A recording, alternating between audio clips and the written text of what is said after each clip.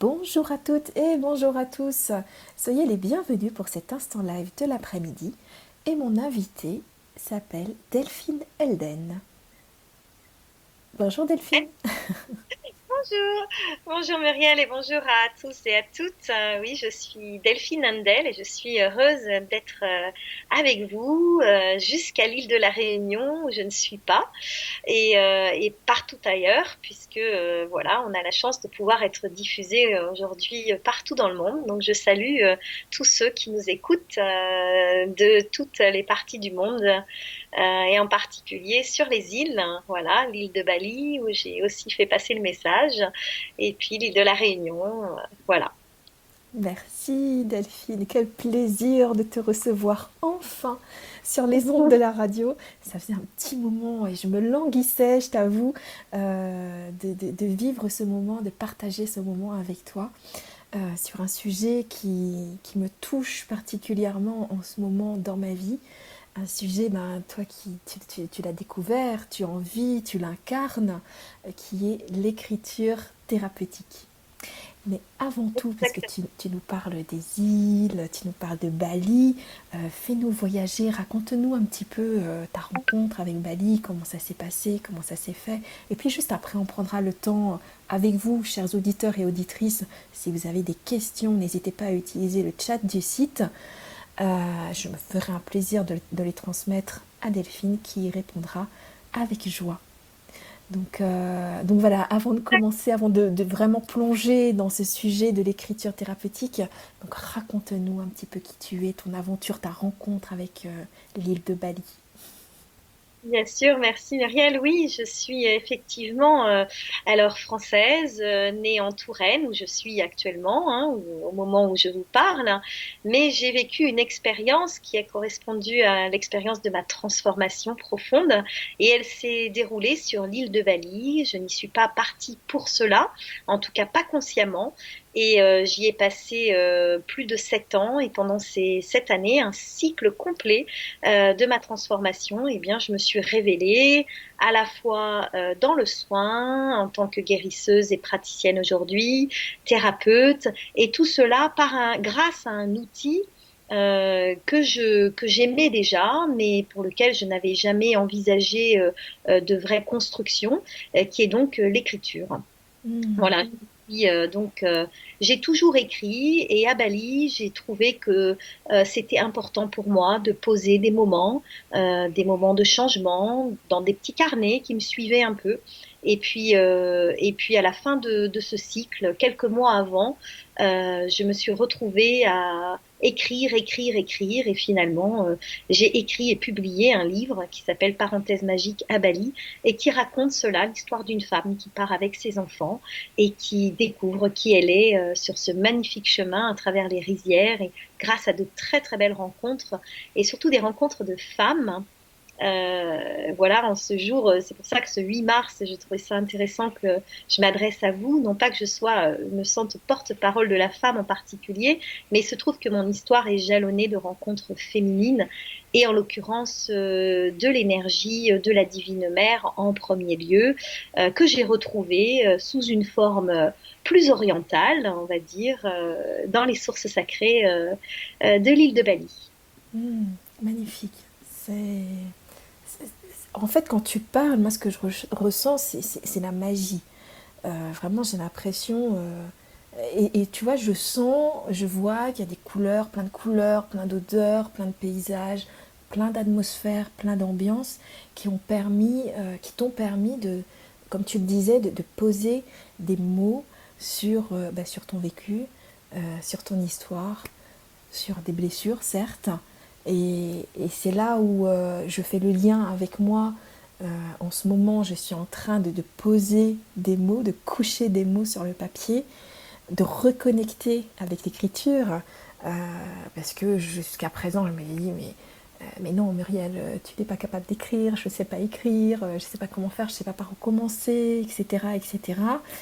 Et puis, quand on a échangé pour préparer cette émission et quand j'ai lu ton intitulé, savez-vous, qui disait en gros, savez-vous que vos blessures, que votre passé, que votre vécu peut être un terreau, en fait, pour complètement. donner naissance à certaines facettes de soi. Alors là, je me suis dit, mais ça va être aussi un moment magique qu'on va partager ensemble. Donc, Oui, je crois qu'on a ce sujet là, effectivement, Muriel, tout à fait. J'aime beaucoup cette image du terreau. Moi, je suis plus sensible à l'image de l'eau sacrée, de l'encre. Et c'est en ça que je révèle un peu hein, ce que nous avons en nous et cette façon de le manifester hein, dans le visible, hein, de le faire vivre hein, par l'écriture. C'est aussi par le pouvoir pour moi de l'eau et de ce qui coule en nous. Hein. En ce sens-là, l'écriture devient thérapeutique.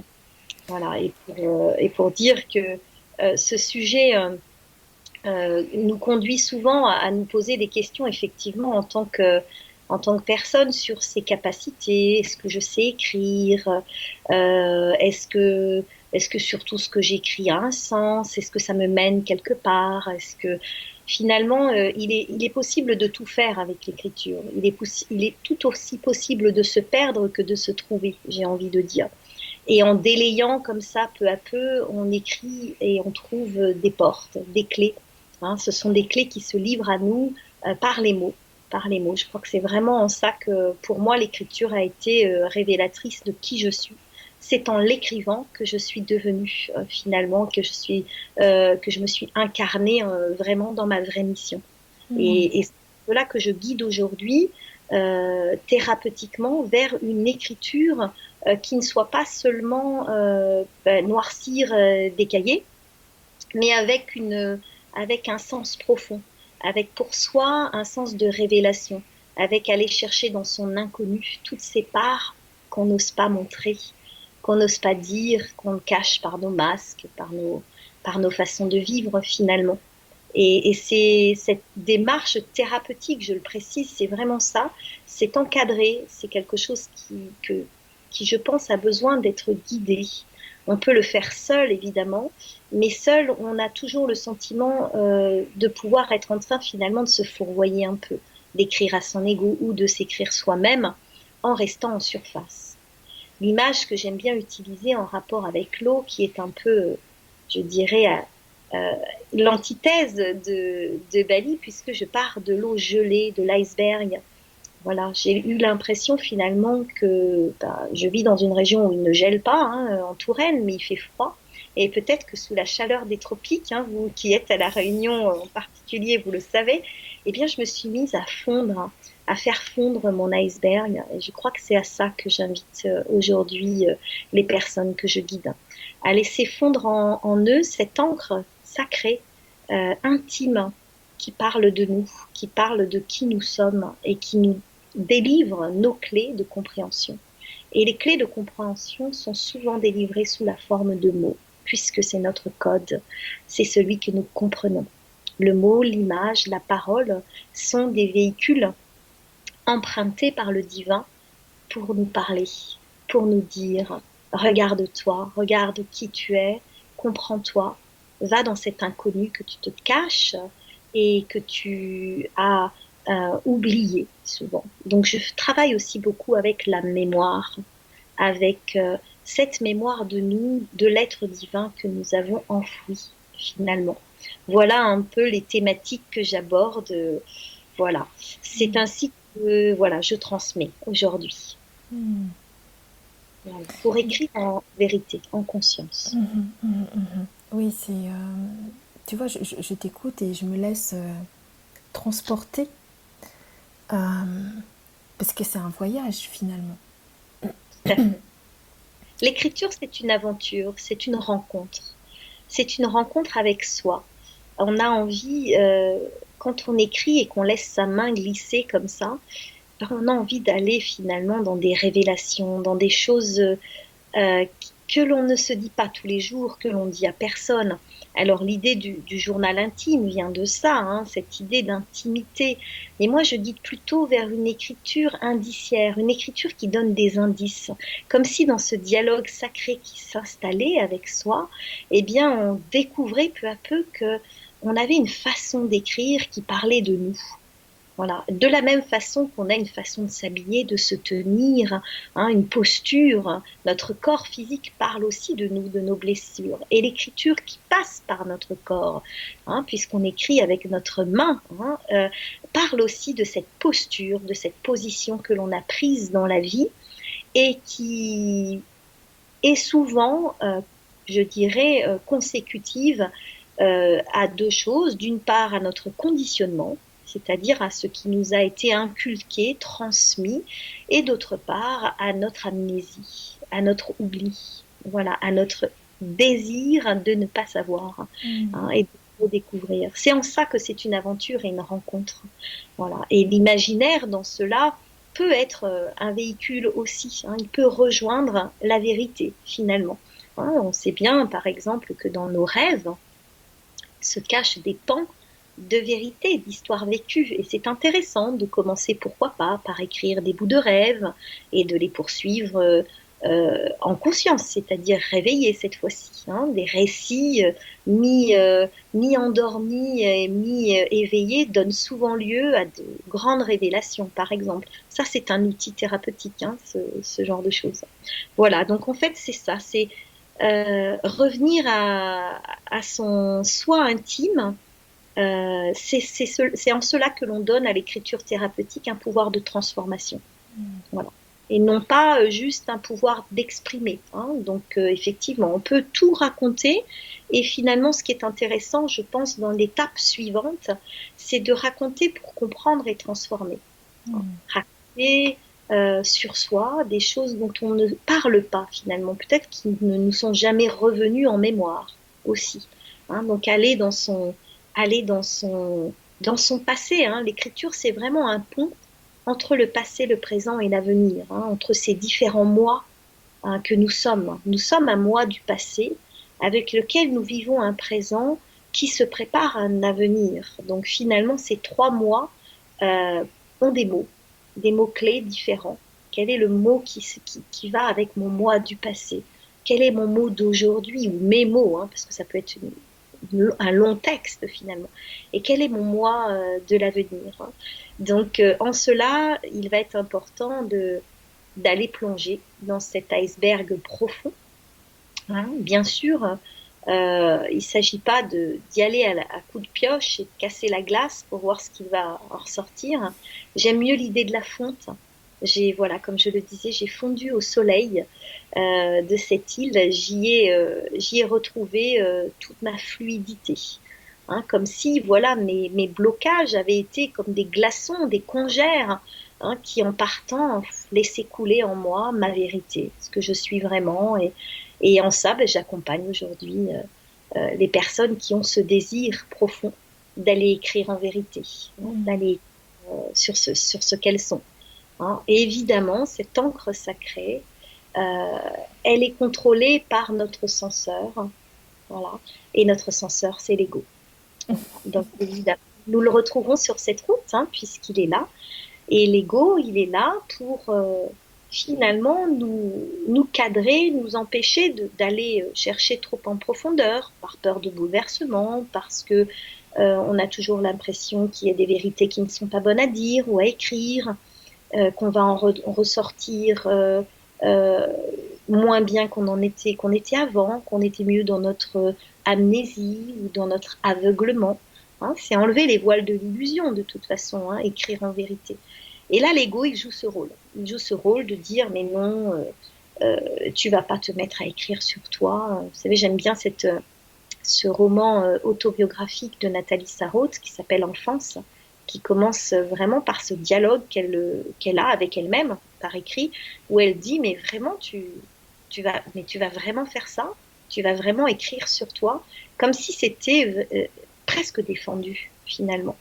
C'est tellement plus facile de s'imaginer dans des rôles, de se raconter des histoires, mais la vraie histoire qui parle de nous, qui parle de nos vies passées aussi, hein, parce qu'il y a un rapport à la vie d'avant aussi. Hein, j'ai appréhendé un peu plus profondément le cycle des vies avec la philosophie balinaise, hein, ce qui n'était pas une vérité encore pour moi, puisque je n'étais pas encore formée à cela. J'ai compris ce que ça voulait dire, le cycle des vies. Et donc, je sais maintenant que nous avons des mémoires. Et écrire, c'est aller chercher dans ces mémoires. Hmm. Oui, c'est une véritable reconnexion, une aventure, un voyage, euh, avec des parts de soi, oui, qui restent enfouies, en tout cas, dans un premier temps. Euh, Tu dis qu'on va plus loin que l'expression, qu'exprimer, juste exprimer. Oui, Comment mais tu... parce que le son de nos voix, souvent, le fait de nous entendre ne nous permet pas ce recul. Hein. Nous avons le censeur et le juge, hein, sur soi. Je sais qu'il est très courant, par exemple, de s'entendre parler et de dire ah, je n'aime pas ma voix, je ne me reconnais pas dans la voix. C'est beaucoup plus rare de ne pas se reconnaître dans l'écriture, parce que notre style d'écriture, il vient avec nous en naissant, finalement. Et cette voix, on ne la reconnaît pas, on ne l'identifie pas à nous. Elle fait partie, bien souvent, de quelque chose qu'on n'a pas encore reconnu chez nous. Ce qui fait qu'il est encore possible de se mentir en parlant, de se raconter, de s'écouter parler, de continuer à alimenter ce que l'ego veut qu'on alimente en nous, c'est-à-dire cette part de la surface de l'iceberg, ce que les autres voient et ce que je veux bien montrer de moi. Je suis capable de le raconter. Parce que la parole, chez l'humain, est aussi un outil de persuasion. On a tout un vocabulaire pour convaincre. Alors que l'écriture, quand on commence à apprendre à écrire, et là, je reviens à nos toutes jeunes années, quand on a eu la chance d'apprendre à écrire tout petit. Hein. Pour certains, ce parcours va se faire plus tard dans la vie, suivant ce qu'on rencontre comme vie. Mais en tout cas, quand on commence à s'alphabétiser, hein, à devenir des écrivains, et non pas des écrivains, c'est un autre mot, eh bien, on va écrire, la première chose qu'on va apprendre à écrire, c'est son prénom. C'est le premier mot qu'on apprend à écrire, suivi de maman et de papa. Hein, cette première écriture de soi commence par son prénom. Et en ça, pour moi, c'est un acte révélateur de ce pont que fait l'écriture entre notre moi extérieur et notre moi intérieur. Voilà, j'attache beaucoup d'importance à cette qualité de prénom, cette façon de se reconnaître dans son prénom, hein, de connaître l'histoire de son prénom, par exemple, fait aussi partie des outils thérapeutiques que j'utilise, hein, en l'occurrence. Mm. Prénom, chaque prénom est une clé, hein, soit une clé héritée d'un ancêtre quand vous portez le prénom d'un être disparu, ou bien une clé par la signification, tout simplement, de son nom et de son prénom. Donc tout le patronyme entre dans ça. L'enfant va apprendre, très jeune, à écrire. Et en écrivant, il va projeter sa part de lui intime sur un support, une ardoise, un papier, et du coup, il va devenir. Et il va se rendre compte de son existence. C'est le début de la conscience. C'est en ça que pour moi, l'écriture est vraiment un exercice de conscientisation du soi, Mm. beaucoup plus que, que le parler qui peut être une imitation. On peut beaucoup imiter, hein. D'ailleurs on a des grands imitateurs de la voix. On peut beaucoup se forger un soi, voilà, par les forts en gueule, ceux qui parlent, voilà, ou les timides. On se range d'un côté. On est très différent quand on écrit. On sait très bien qu'il y a des êtres qui ne parlent pas, très peu, qui sont des timides et qui écrivent des pages et des pages. Et vice-versa. Des gens qui parlent énormément et qui sont incapables d'écrire une ligne sur eux-mêmes. En ce sens-là, la thérapie par l'écriture passe par la voix, évidemment. Il faut savoir dire aussi, mais il faut aussi, je pense, apprendre à s'écrire, Mm. vraiment. Mm. Ce que j'ai envie de rebondir donc sur tu sais, sur cette reconnexion entre ce moi visible et ce moi caché. Du coup, moi, ça me fait penser que voilà, il faut aussi apprendre à reconnecter avec le corps parce que du coup, cette conscience qui se projette à travers sa main, qui va en utilisant une plume, un stylo, peu importe, et qui écrit, euh, il faut avoir conscience du coup de son corps. Complètement. Tu as tout à fait raison, Muriel. Effectivement, le corps joue un rôle très important dans l'écriture et surtout quand il est utilisé justement comme un véhicule vraiment incarné. Par ma main, par ma main, j'exprime cette reliance à mon corps, cette harmonie entre mon corps et mon esprit. Voilà. Et dans ce sens-là, l'écriture devient un outil puissant et un peu magique, hein, puisque ça permet de briser les cadres étouffants.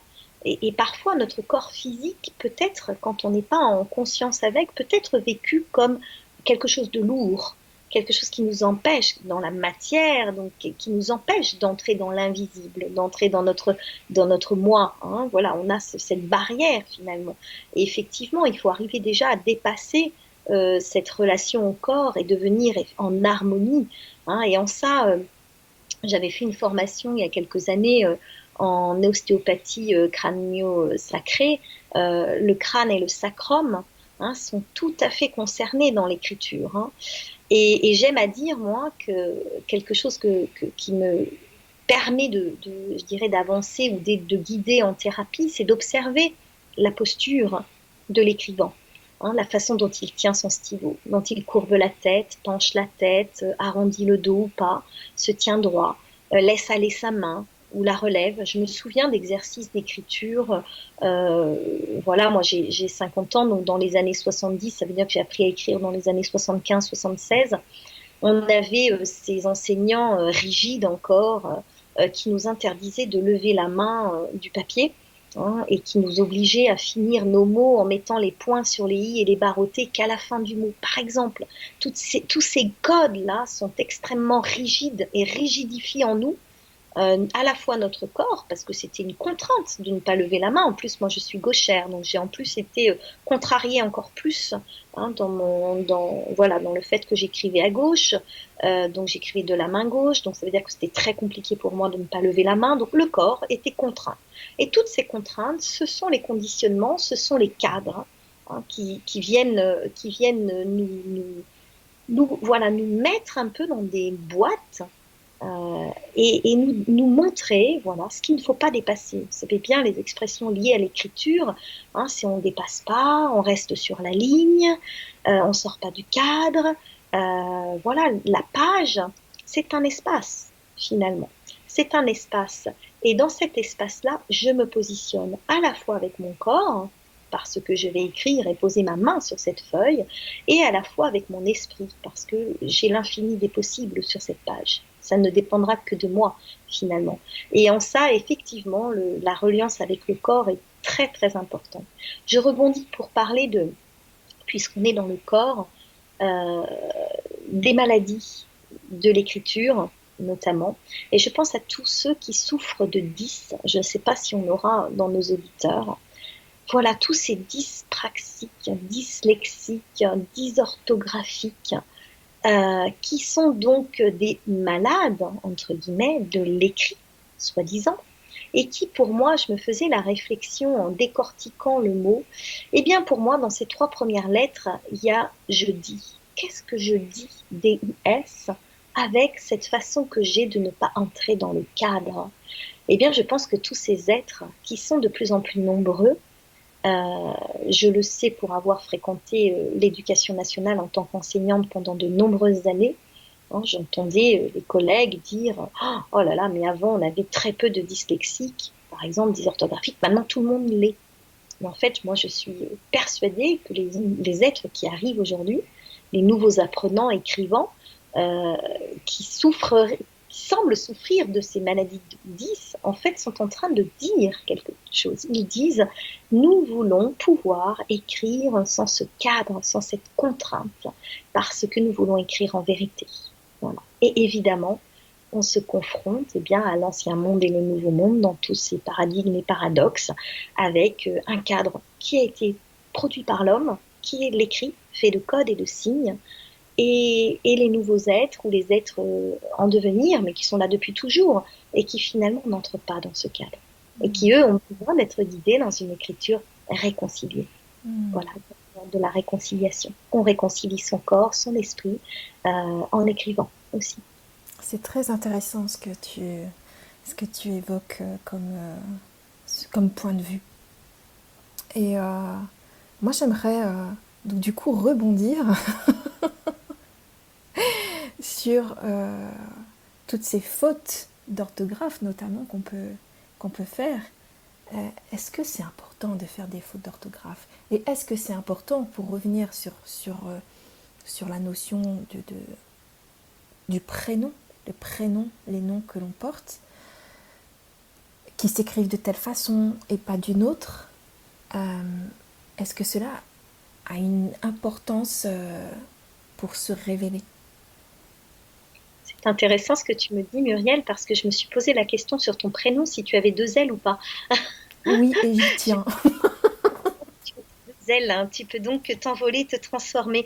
Oui, alors ça, c'est une petite anecdote pour rebondir sur ce que tu dis. Je vais d'abord répondre à ton premier rebond, qui est très intéressant, qui parle de la faute d'orthographe, hein, puisque ça rejoint tout à fait la dysorthographie, dyslexie dont je parlais avant. En écriture thérapeutique, il n'y a pas de brouillon. Il n'y a pas de faute, tout est parfait comme on l'écrit et c'est ça qui est réconciliant finalement.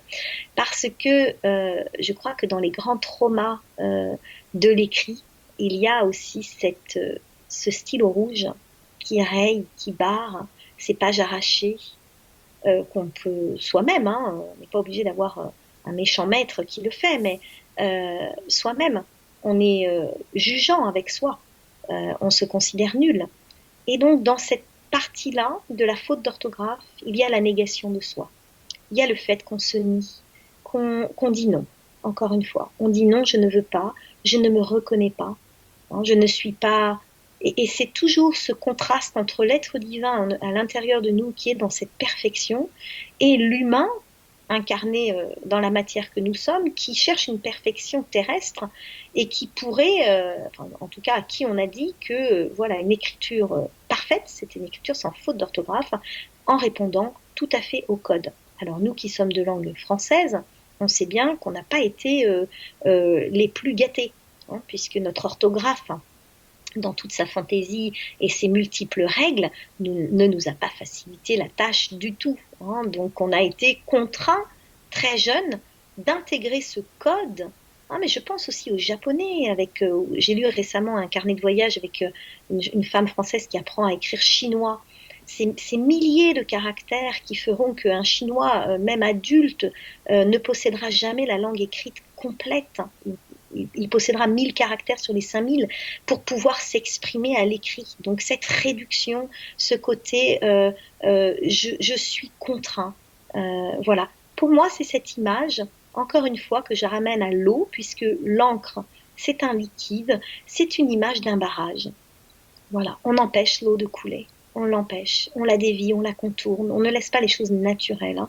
J'aime bien aussi parler de l'encre naturelle en nous, comparée à l'encre synthétique qu'on nous fournit dans nos stylos, avec laquelle on écrit. Donc en rapport avec la faute d'orthographe, effectivement, dans la thérapie, il n'y a pas de correcteur, hein. J'ai fait récemment un petit rapprochement parce que beaucoup de personnes écrivent finalement, et j'en fais partie, sur le clavier, pensant avoir ainsi résolu l'histoire de la faute d'orthographe, puisqu'on a le fameux orthographe, enfin le correcteur d'orthographe fourni, d'accord.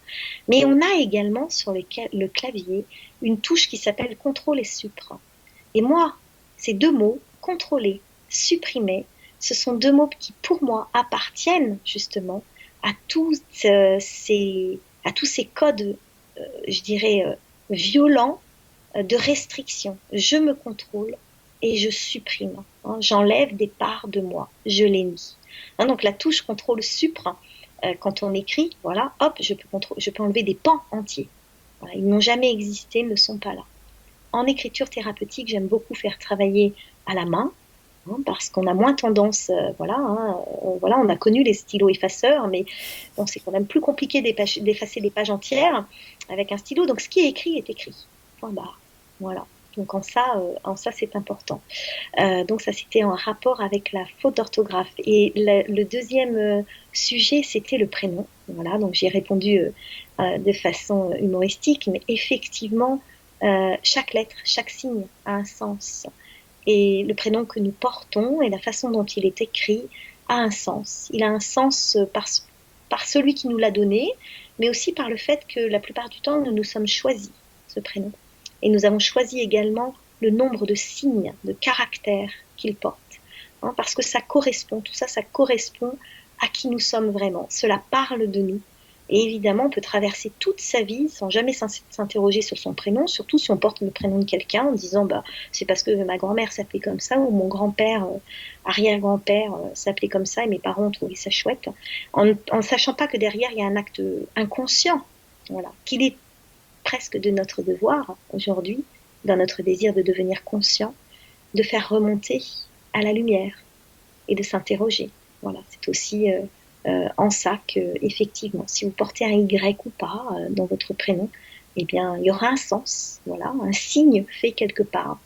À ce sujet-là, pour revenir sur une partie intime qui me concerne, j'ai par exemple 2 enfants à qui j'ai donné des prénoms grecs. J'avais l'impression que c'était complètement inconscient. Depuis, avec le chemin que j'ai fait, sachant que je porte aussi un prénom grec, puisque Delphine est grecque, ça vient de Delphes, eh bien, je me suis rendu compte que je faisais ainsi un signe à mes 2 enfants et à moi-même que nous appartenions certainement eh bien, à la Grèce antique, qui était venue voilà, se représenter de cette façon-là en nous. Et je l'ai vraiment ressenti quand je suis pour la première fois, et il a fallu attendre que je sois transformée pour aller en Grèce, alors que j'ai eu d'autres occasions. On m'a proposé des voyages en Grèce, c'est marrant, j'étais jamais allée. Et j'y suis allée l'année dernière. Alors, pas pour la première fois, mais j'y suis allée pendant mon temps à Bali une première fois, à Athènes, et je suis allée l'année dernière en Grèce, et j'ai reconnecté avec la grecque en moi, très lointaine finalement, la grecque lettrée qui aimait déjà les lettres, et j'ai ainsi, je pense, guidé mes 2 enfants vers cette part de moi qui coule en eux, cette transmission ancestrale. C'est beau, c'est beau. Moi, je t'écoute et je me dis, mais oui, moi, je veux me transformer. Je veux me retrouver. J'ai envie de me Oui, retrouver. oui, J'ai c'est ça. La vraiment très envie de reconnecter avec ce qui est pur, avec cette essence. Et tu sais ce que j'ai remarqué dans mon écriture, alors moi qui était une tête d'ampoule, hein, comme on dit, à l'école, donc avec très peu de fautes d'orthographe, etc. Aujourd'hui, et pour en terminer là-dessus, quand j'écris sur mon clavier, je fais énormément de fautes d'orthographe et je fais beaucoup de 10. Très bien. Donc c'est pour ça que ce que tu as dit là, tu vois, résonne énormément. D'autant que j'ai compris que ces 2 dernières années, donc je n'ai compris qu'en 2020 que j'étais une hypersensible, tu vois, donc je Voilà, récupère. j'allais y venir. J'allais y venir. C'est très souvent, voilà, dans le monde des 10, il y a très souvent bah, aussi les hypersensibles. On sait pas trop dans quel lot les mettre. Souvent, les hypersensibles, moi, je vais pas faire de généralité, mais sont ceux qui présentent ces troubles. hein, Parce que leur grande sensibilité, leur grande ouverture sur le monde invisible, finalement, les a fait ne pas se programmer complètement. Comme voilà. Alors aujourd'hui encore, c'est vu comme des défauts de programmation. J'aime bien aussi cette expression de l'informatique par défaut. J'ai une programmation par défaut et finalement l'hypersensible, il a par défaut choisi le monde du sensible, le monde qui lui parle le plus, le monde de l'émotion, le monde de l'intuition, le monde de tout ce qui lui fait résonner en lui ou en elle sa profondeur, finalement. Donc les hypersensibles sont des êtres euh, débarrassés, j'ai envie de dire, alors moins protégés certes, parce que du coup, dans le monde actuel, l'hypersensibilité reste encore trop souvent un handicap, de même que la dyslexie, dysorthographie, etc. Mais je crois que nous évoluons, et j'ai à cœur d'encourager les gens à penser comme cela en termes d'évolution de l'humanité. Je crois que nous évoluons vers une acceptation, voilà, de la sensibilité, non pas comme un défaut. Cette idée de mettre de l'hyper devant tend à nous faire penser qu'on a quelque chose en trop. Donc voilà, il faut s'en débarrasser un peu. Et aujourd'hui, je pense qu'on peut aller vers une pensée plus positive, voilà, comme de l'hyperactif, de l'hyper émotionnel, etc. En pensant que finalement, ils sont venus avec du plus pour compenser le moins des êtres d'aujourd'hui qui ne sont pas encore assez évolués pour aller dans leur profondeur et leurs sentiments. Voilà, j'aime imaginer un monde où on n'aura plus d'hyper ou d'hypo, mais vraiment juste voilà, des êtres dans leur juste équilibre et dans la justesse de leur écriture, hein. Et c'est vrai que ce mot juste, hein, le juste milieu pour chacun, c'est aussi, et là je rebondis sur la philosophie balinaise, c'est ce que le baliné m'a enseigné, être dans son juste milieu, à sa place d'homme ou de femme, incarné, et en même temps ayant à cœur, ayant au fond de soi cette envie d'exprimer la profondeur de l'âme. Hmm. C'est juste ce que tu dis. En tout cas, moi, chez moi, ça fait écho. Ça fait vraiment écho. Euh, Qu'est-ce que tu pourrais dire à nos auditeurs ou auditrices là qui sont avec nous cet après-midi en direct? Qu'est-ce que tu pourrais leur dire pour, tu sais, pour aller, euh, pour passer à l'action? Parfois, on écoute, on entend des choses, on sent que ça résonne, mais c'est pas pour autant qu'on va passer à l'action, qu'on va prendre un stylo et qu'on va commencer à écrire. Moi, j'ai envie de leur dire que tout le monde sait écrire. Il y a vraiment, c'est vraiment un acte simple, et je crois que c'est retrouver cette simplicité qui nous manque tant, hein, parce qu'aujourd'hui, on a tellement de comparatifs et on est tellement dans la comparaison qu'en fait, on oublie dans la simplicité de son alcôve intérieure. Encore une fois, il n'y a rien d'imparfait, il n'y a rien à juger, rien à jeter ou à garder. Tout est magnifique. Tout ce qui vient de sa propre création est magnifique. Le moindre, voilà, évidemment, c'est comme de ne pas vouloir se lancer dans la poterie parce que on sait que il existe de magnifiques œuvres d'art et qu'on n'atteindra jamais ce niveau-là. Et c'est encore une fois se mettre dans des niveaux et dans des comparaisons. Je crois que dans l'écrit, il faut vraiment se départir de ce juge en nous, hein, qui nous bloque. Et il faut se faire confiance. Il faut se dire, j'ai, je me suis incarnée en, en étant capable de le faire. Je sais écrire, comme je sais parler, comme je sais respirer. Comme, et c'est comme pour la méditation finalement. Tant qu'on n'a pas essayé, on reste un petit peu sur ce bord, hein, et on est en train d'observer ce qu'ils font en pensant que eux ils ont quelque chose de spécial. Donc, fut un temps, la méditation, c'était réservé aux grands sages. Voilà, le premier en la personne étant en la personne des prophètes, hein. Bouddha, Jésus étaient des méditants. Voilà, comme s'ils étaient nés méditants. Peut-être que c'est le cas, mais je pense qu'ils ont travaillé énormément aussi. Et que en tout cas, pratiquer. Et que la pratique, c'est la clé. On ne va pas devenir à l'aise avec cet outil thérapeutique si on ne l'essaye pas, si on ne le pratique pas. C'est finalement un leurre que de se dire il y a ceux qui peuvent, il y a ceux qui ne peuvent pas. C'est un mensonge de notre ego qui nous limite. Hmm. Il essaye par ce moyen de nous dire c'est pas pour toi. Toi tu ne sais pas, regarde bien, tu as eu et on s'est donné toutes les occasions dans la vie pour se prouver cela, pour se prouver qu'on ne pouvait pas. Enfin, moi, si je m'étais écoutée, je n'aurais pas publié mon livre.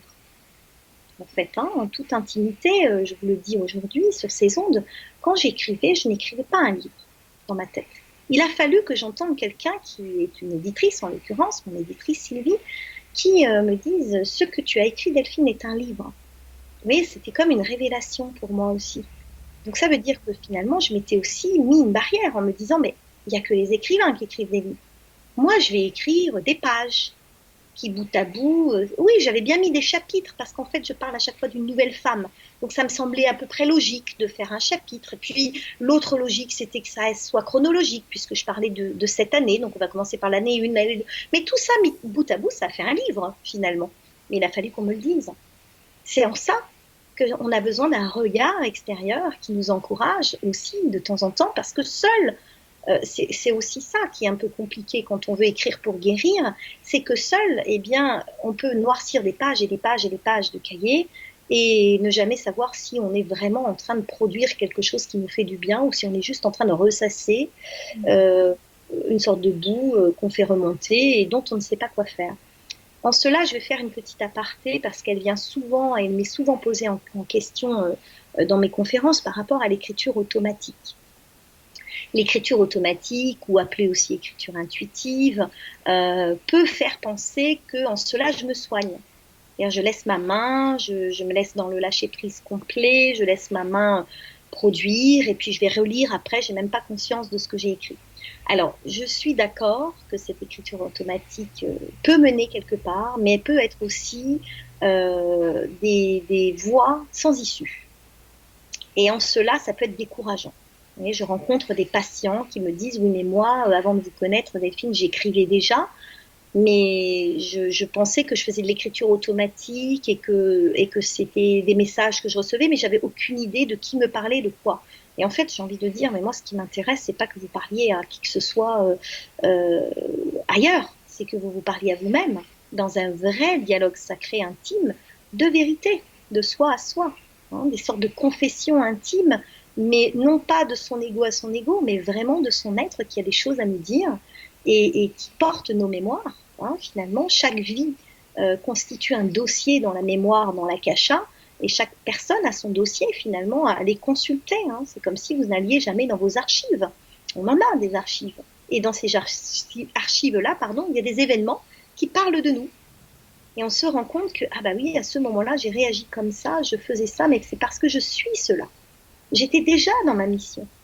Je ne le savais pas, hein, par exemple. Voilà. Et c'est en ça que l'écriture automatique peut nous induire parfois en erreur ou nous amener vers ce que j'appelle des voies sans issue parce qu'on communique finalement avec ce qu'on croit être des êtres supérieurs en oubliant que l'être supérieur auquel nous avons à cœur de nous adresser, c'est nous-mêmes, en tout et pour tout. Hein. On peut bien, alors j'aime beaucoup ce livre de conversation avec Dieu, c'est intéressant de converser avec Dieu et effectivement, il y a plein de choses à y apprendre. Mais dans notre part divine aussi, nous avons des réponses. Et c'est avec cette part divine-là qu'il faut converser. Et l'écriture automatique a eu ce biais divergent de nous faire aller vers une communication extraordinaire qui nous ferait communiquer avec des savants autres que nous. Voilà, des entités, des gens qui viendraient nous dire des choses. Ça peut être vrai. On peut effectivement, en écriture automatique, canaliser des messages qui sont, mais c'est un peu réservé à une certaine pratique. Voilà. Et c'est pas celle que j'encourage dans un premier temps, parce qu'elle n'est pas toujours, elle n'est pas toujours à même de nous mener nous vers quelque chose. Donc, pour ma part, c'est pas du tout comme ça que j'ai écrit mon livre. Je l'ai écrit en étant présente. Voilà, Oui, vraiment. c'est ça. C'est ce que j'allais te dire. Ça nous amène hors de nous-mêmes. Et le but n'est pas d'être hors de soi, mais bien au contraire de rester lié, lié à soi, se relier à soi-même.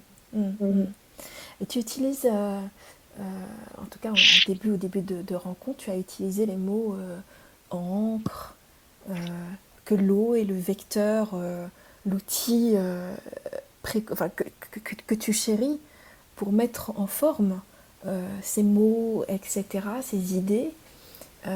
Est-ce que pour toi, l'eau, donc l'élément eau, est en lien avec nos émotions profondes et permet donc comment dire, de mettre en mots ces émotions. Est-ce que ça permet aussi de se rapprocher de qui on est, de cette guérison qu'on recherche tous et toutes, et surtout de ressentir à un moment une paix. tout à fait. Alors l'eau, pour moi, j'aime bien voir des signes en tout. Et l'eau est présente dans notre corps. Et finalement, on ne la voit que quand on pleure, que quand on est dans cette émotion et qu'on produit des larmes. Tout d'un coup, on se rend compte qu'on fabrique du liquide, qu'on a de l'eau. Et c'est cette encre-là, hein, c'est aussi cette encre de nos larmes, de nos émotions, par exemple, qui peut nous servir pour remplir nos stylos et équilibrer. L'eau, c'est un miracle de la nature. Hein. C'est vraiment ce qui nous porte. Et on est à l'image du monde. Que serait le monde aujourd'hui sans eau?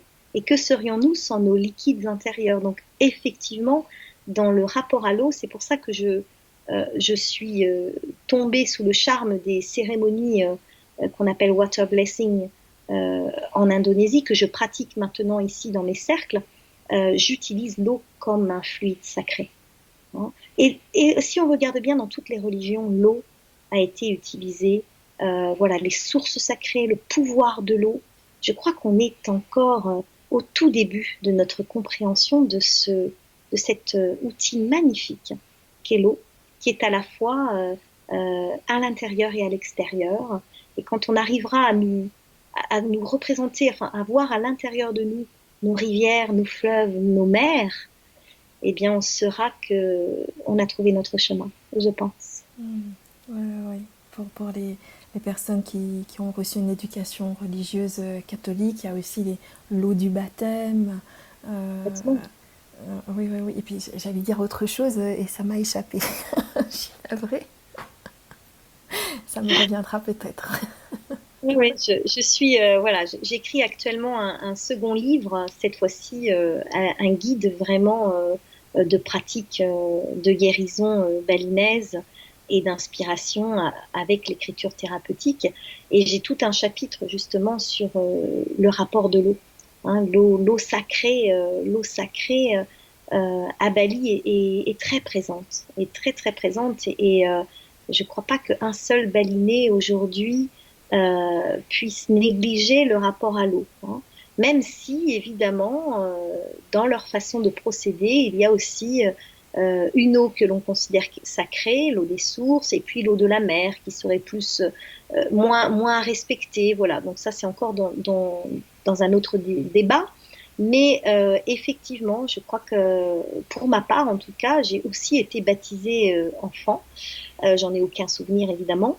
Mais j'ai assisté à beaucoup de baptêmes et quand je suis en Indonésie et que j'assiste à des cérémonies de bénédiction par l'eau et les fleurs, hein, puisque les fleurs sont aussi très très présentes, eh bien je me reconnecte un petit peu avec ça, avec ces gestes qui ont été enseignés de tout temps, de la purification par l'eau et de la pacification par l'eau, hein. Effectivement, on a beaucoup, beaucoup d'images autour de l'eau dans nos mémoires collectives. Et je crois que c'est pour moi, en tout cas, un de mes éléments porteurs. Oui, c'est ça. On parle aussi de la mémoire de l'eau. On en parle Exactement. de plus en plus. Et nous sommes constitués d'eau. Donc, oui, encore une fois, c'est absolument. Ça nous relie. Ça nous relie, encore une fois, à nos origines. Et se relier à nos origines, en tout cas pour moi, permet de pacifier, justement. D'être en paix avec soi-même, avec les autres, avec le monde. Mhm. Surtout par les temps qui courent, j'ai envie de dire. Bien sûr. Les temps qui courent, qui, effectivement vont utiliser plutôt le feu, hein, pour exprimer du pouvoir, hein, alors que le pouvoir de l'eau, on le sait, est beaucoup plus apaisant, hein, calmant, adoucissant. C'est tous les termes qui vont avec l'eau finalement, hein. Et ce rapport, ce fait que tu reparles de l'eau, eh bien, vous qui êtes sur une île, hein, entourée d'eau, voilà, c'est aussi un symbole pour moi, hein, de ces terres, voilà, qui sont perdues dans un océan, mais qui finalement, voilà, portent des êtres en reliance, je pense, avec l'eau, peut-être beaucoup plus que sur des vastes continents, j'ai envie de dire. Mm, c'est vrai, en tout cas Je pour ne connais pas certains. la région, mais j'imagine les sources magnifiques et les cascades qui doivent couler chez vous. Écoute, en ce moment, c'est la période des pluies. Donc, dès qu'il y a un peu de pluie, tu as toutes les sources, toutes des cascades qui sont magnifiques. Oui, ouais. Je trouve plus mes mots. Mais c'est pas grave. Cas, ça fait voyager. Voilà, l'eau, Oui, voyage, oui, absolument, voyage, hein. absolument. L'eau est présente partout sur Terre. L'eau voyage, l'eau est souterraine, l'eau est partout. Et l'eau est en nous. Voilà. Et cette encre sacrée dont je parle, elle est constituée voilà, de nos marées intérieures, hein, en thérapie entre le crâne et le sacrum circule un flux et reflux exactement à l'image de la vague intérieure, voilà, qui part de la production céphalorachidien du liquide, hein, du cerveau, et puis qui va couler à l'intérieur de notre colonne vertébrale jusqu'au sacrum, et en un mouvement de vague. Hein. C'est ce qu'on appelle notre marée intérieure. Et c'est ce que l'on écoute quand on se met en soins, et dans les soins que je pratique, qui ne sont pas des soins d'écriture thérapeutique, mais qui sont des soins de guérison pour le coup, j'aime à écouter les marées intérieures, hein, puisqu'elles me parlent, hein, de tout ce que la mémoire de l'être transporte. Voilà. Moi, la mémoire est de l'homme est liée à l'eau, absolument, et à notre eau intérieure, notre liquide intérieur. Voilà, donc j'ai envie de dire aux éditeurs qu'ils n'hésitent pas à aller puiser dans leur eau sacrée, dans leur encre sacrée, et cela se fait en douceur avec soi, avec beaucoup de confiance, beaucoup d'amour pour soi, bien sûr, un abandon de l'autocensure, du jugeons-nous, et puis une reliance à nos êtres qui nous entourent, à ce que l'on a été avant, ce que l'on sera ensuite, en connexion avec ce que l'on est aujourd'hui. Et prendre la plume, c'est une jolie image, hein, entre la plume de l'oiseau qui va nous faire nous envoler, voilà, et juste écrire. Et écrire dans les ateliers que je vais proposer à la suite de cet entretien, pour celles et ceux qui auront envie d'en savoir un peu plus. Je vais vous inviter justement à poser, à faire ces premiers exercices de sens et de conscience pour passer par des gestes d'écriture qui ouvrent des portes. Non, c'est ça l'idée. Super. Eh ben, oui, pour revenir un petit peu plus dans l'information, donc avec Delphine, vraiment, je suis enthousiaste quant à ces moments à venir. Donc on a envie de vous proposer d'aller plus loin dans la redécouverte de vous-même, dans la reliance avec vous-même et d'assister à des ateliers qui se passeront en Zoom très prochainement. Là, j'avais déjà mis des dates d'événements sur le site. Alors, ces dates risquent de changer. Je dois juste valider certains autres rendez-vous avant. Mais voilà, soyez attentifs et attentives. Les informations, vous pourrez les retrouver. Je communiquerai aussi dessus. Mais voilà, ça me tient vraiment à cœur de partager ces moments avec vous et surtout de commencer cette aventure avec vous. Je me dis que aujourd'hui, pour être plus dans la fraternité avec soi-même déjà, être un frère, une sœur, un père, une mère pour soi-même, seul c'est bien, mais à plusieurs c'est encore mieux. D'où l'idée de ces ateliers et de vous les proposer également. Je me fais vraiment une joie de vous retrouver en aparté avec Delphine pour vivre ces moments ensemble. Je pense aussi profondément que le fait d'échanger, pour mieux se retrouver, c'est-à-dire le sens du collectif là peut vraiment nous porter dans notre individualité. Absolument. Je ne peux que abonder dans ton sens, Muriel, puisque je développe de plus en plus des sessions collectives, hein, d'écriture, de soins, des cercles, tout ce qui fait que l'on est ensemble. Hein, cette idée de l'unité dans le tout, vraiment.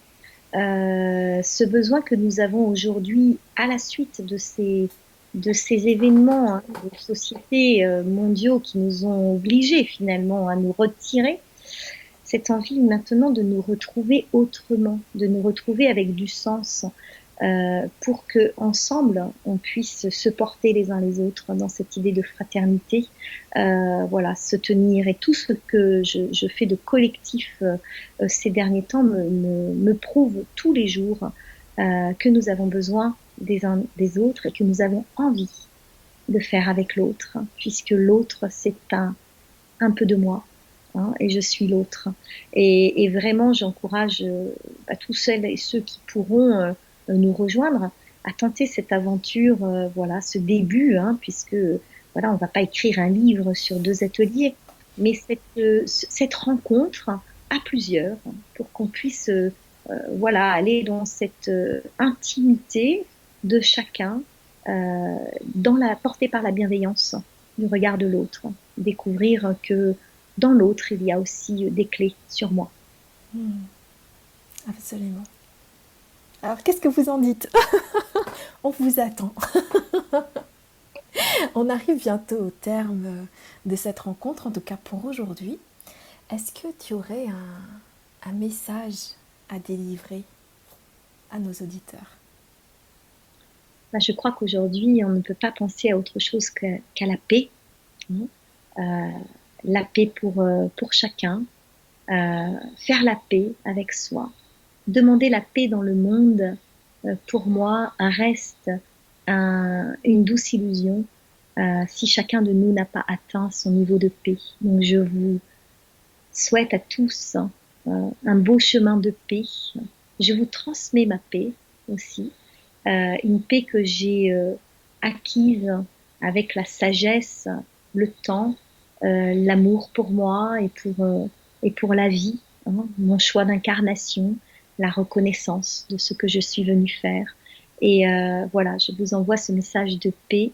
J'envoie également un message particulier à toutes les femmes aujourd'hui qui vont aller dans leur féminin sacré, puiser dans ce féminin sacré, retrouver leur masculin sacré et devenir une, réconcilié et apaisé. Voilà. Merci infiniment Delphine. Moi j'accueille la paix avec sérénité et enthousiasme. Merci à vous toutes et à vous tous pour vos présences. Je vous dis à très bientôt et effectivement très belle fête à vous mesdames et puis je salue le féminin en chaque homme qui va nous écouter. À bientôt Delphine. Merci à tous et à toutes. À bientôt, Muriel. Merci encore à toi.